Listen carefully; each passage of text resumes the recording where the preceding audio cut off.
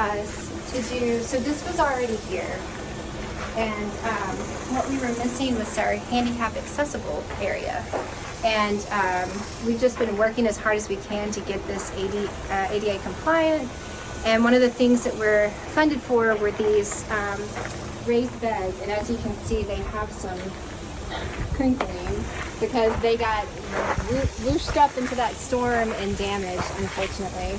So we are gonna, we're gonna try to figure out, get some guys out here with pliers, and they may be able to bend this back into shape for us, but at least it's still usable. And only a few of them got damaged. So this is part of the funding. And then we have a bunch of tools in the shed. We're matching this with a grant through Grayson Foundation, who's funding the pathways. So we're gonna bring out this gravel, add more gravel, and make it all level, so that if anybody's in a chair or has mobility issues, there will be a flat level ground that will be walkable, and gardening will be accessible from that. So yeah, that's what we're doing. And then this back here is our hydroponics container.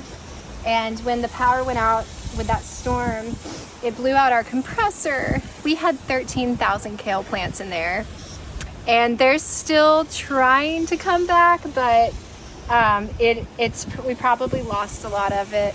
So we're about to replant that whole thing, and I can show it to you if you'd like to see it, but it doesn't look impressive because of the power. What's the most rewarding part of what you do with this garden and helping the community? Like, what's the most rewarding part of it all for you? Gosh,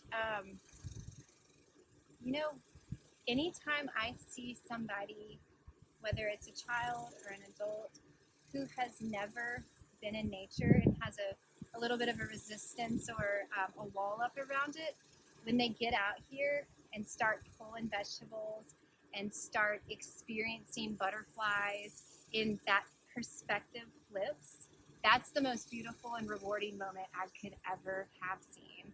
And I find that feeds me. And I mean, although I love feeding people, I love creating a community that I think that when we share food, it helps us feel vulnerable with each other. Our defenses are down, and we're sharing, and we're experiencing our connection with nature and our food. It's pretty magical. I could go on forever because it's all just so beautiful to me. What do you want the community around you to know in this general area? What do you want to say to the community here? I want everybody to know that this is theirs. This is not ours. This is Shreveport. This is Ledbetter Heights Community Garden. Everybody's invited. The fence is open down here, so you can get in. It is completely open to everybody.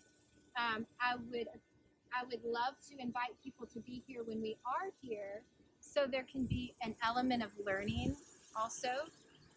One of the things that I love to help people understand is when to pick their food for the best quality.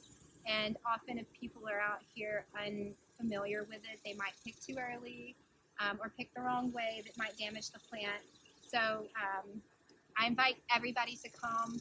We are here Monday through Friday between 8 a.m. and 12 p.m. generally. And just please experience this awesome process with us and get to know your neighborhood through sharing of food and growing of food. This is wonderful. This is a well-spent Saturday afternoon for me. So. I'm so glad.